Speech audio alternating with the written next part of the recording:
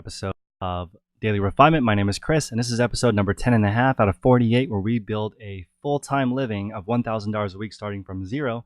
I'm going to tackle a few hairy subjects in this one, but the most important one is how much profit are you actually making and how long is it taking for you to get your money back? If you actually know this, you can grow your business as big as you want because you will have unlimited leverage if you actually know. If you know how long it takes to get your money back, there will be people waiting in line to give you money to finance their business because there's a lot more people with too much money and not enough time and they need to put it somewhere. And an online checking account's only going to earn 2% interest, so people really want to put their money somewhere where they're going to get a bigger return. Reselling is not BS, it's legit. If you buy products for under the value of the market, you will be able to earn a profit. So it's really important to know where you are at. In this new store, we were at $595 invested. Of that $595, $120 is hard money. It's literally a $100 bill and a $20 bill.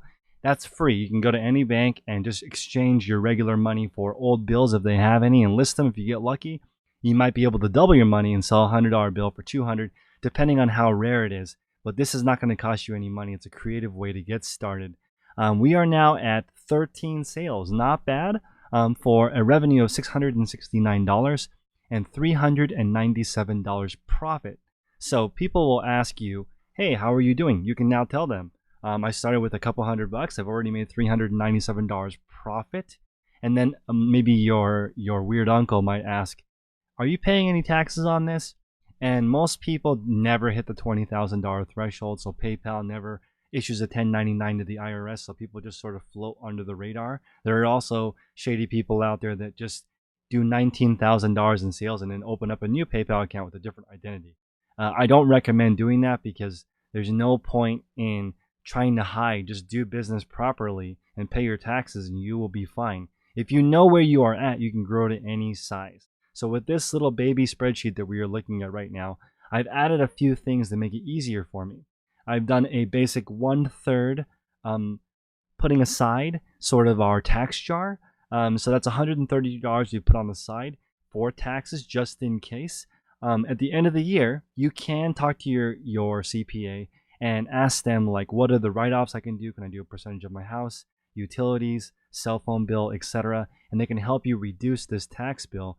But at least you can have 1/3 set aside so you're not surprised with a huge tax bill at the end of the year.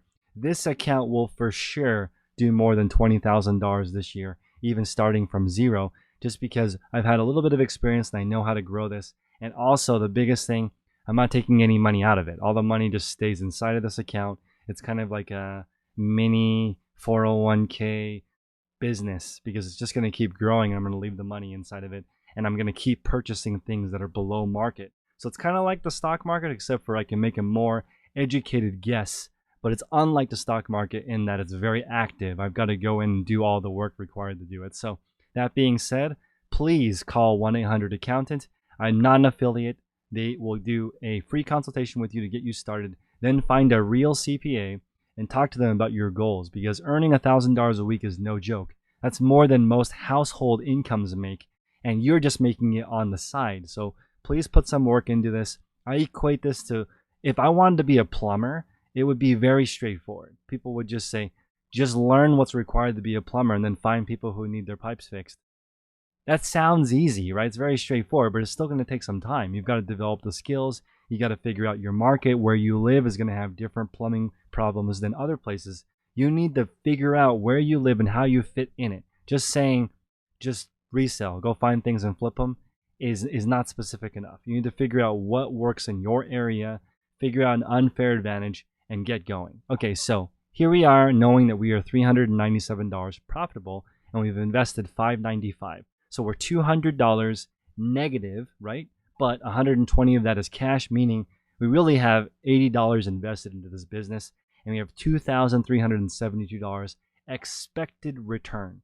Now, I love this expected column, which is column R right here. And the reason is because you want to learn how good are you at guessing what the item is going to sell for. So far, I've guessed right 10 times already out of 13. That comes from experience. So people are always asking, Chris, what do you think I should price my item at?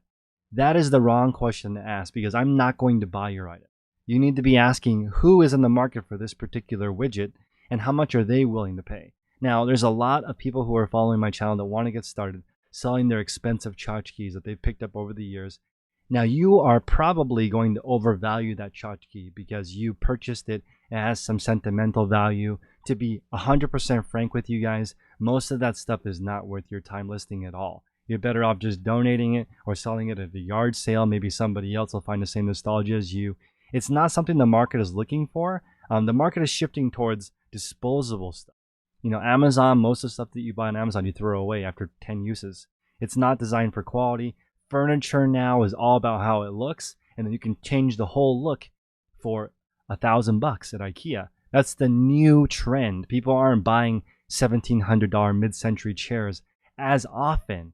Sure, there is a market for that type of stuff, but again, when you're just getting started, you need that quick turn. You want to sell stuff that people can afford, right? So the lower the ASP and the more popular the item, the faster items are going to sell. That's really important to understand. Your expensive old vintage tchotchkes, maybe not the best place to start. Throw some of them up there, but also mix in things that people are looking for. You can get an idea of what I have sold. I just sold a pair of diesel jeans this morning. I messaged the buyer, bonus tip, and said, I have another pair that's similar, and this is going to happen when you thrift because people are going to donate their whole closet. So I found 2 pairs, identical style, different color.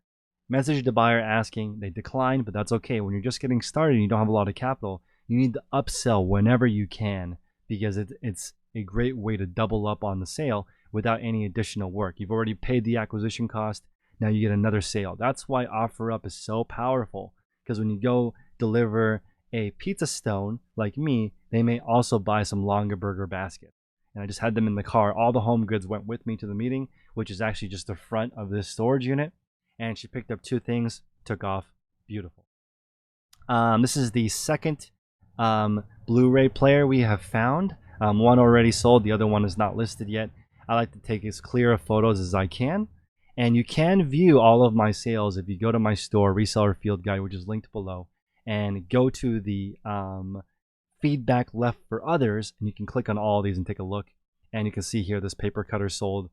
I look up everything that's German engineered or Japanese engineered just because it's usually really, really well made.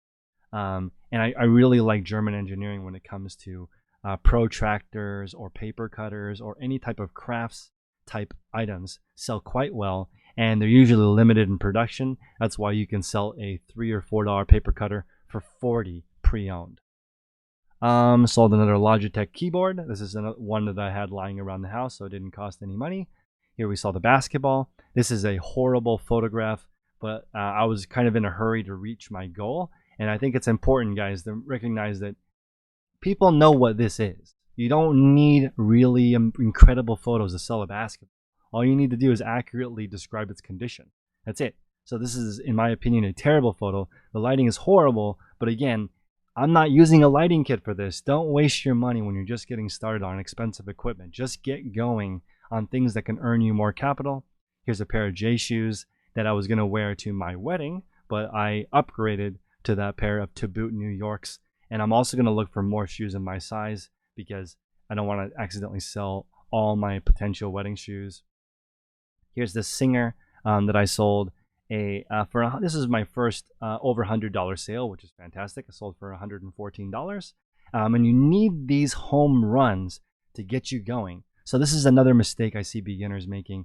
They sell in categories that have no home run potential. You need to find a category where you can get lucky and sell something for $75 or $100 or $200 or $1,000. If you are selling only mall brands, you're going to have a very tough time getting that huge home run that pays for some of the items that never sell. Very important pro tip. We sold the furniture legs.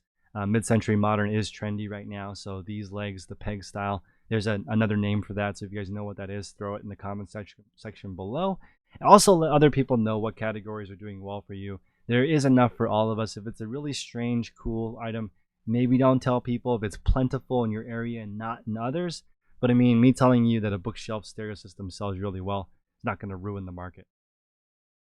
Sorel boots, and as you can see, eBay, since I'm looking at solds right now, it will present something that's similar. I ended up selling these, I think, for 55. This person is asking $49.99. Very, very well priced. They don't need to have best offer, and they don't. So this is me understanding the market. When I go out and find these type of Sorel boots, the Caribou, I know right away because I've already researched this and I've already sold one. So I have an idea. This person probably saw my listing sell for 55 and is pricing at 50 because they want a quick. This is the Poshmark hat that sold. And then the Skechers, I did find another pair of shape ups, which is in the store, 40.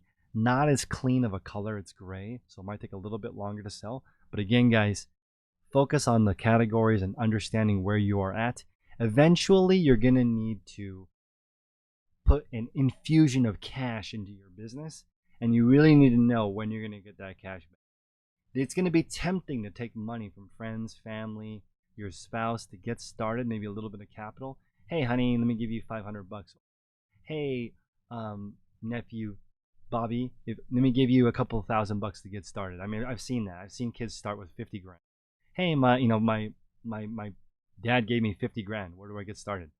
If you are not in that position, this is different. But even if you started with 50 grand, I definitely recommend you start just like this. Start broke. Start learning how to hustle and how to all these little nuances to gain extra capital.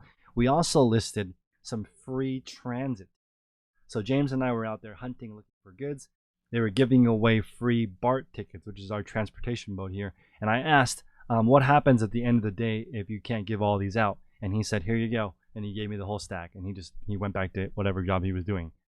So those tickets are probably worth $780, but they expire. Okay, they are only available for a weekend or two. So we posted it. Hopefully we'll get a quick flip, but they're doing that as a promotion to get people to use the transit system. So really pay attention to what's around you. And James and I listed it at $100. We're not greedy. We're trying to get a quick sale, put that money back into the store. He understands that this store is based on my success. We're on the same team here. You have to make sure that your staff, your contractors, your helpers, your family, you're all on the same page. And if you can tell them, I've invested $595 into my business. I've made $397 profit. I have $132 saved for tax. $120 of my $200 negative is 2 cash dollar bills if we need to use that $120 for something. I've invested a grand total of $80 into this. No equipment, no fancy BS. And yes, I already do have a smartphone. Okay, so for people who don't have a smartphone, this won't work, but you have to at least get an iPhone 6s Plus or higher, in my opinion, to have the highest level of photos. Can you take it with an iPhone 5 or 4 or 3 or 2 or 1? Yes, it's just not going to have the pixels to give the customer the best experience. So thank you also for my audience member that suggested that I come up with a tagline. I have one, I just never say it. So please like, comment, and subscribe, and I'll see you guys on the next episode. Thanks for watching Daily Refinement. Make progress.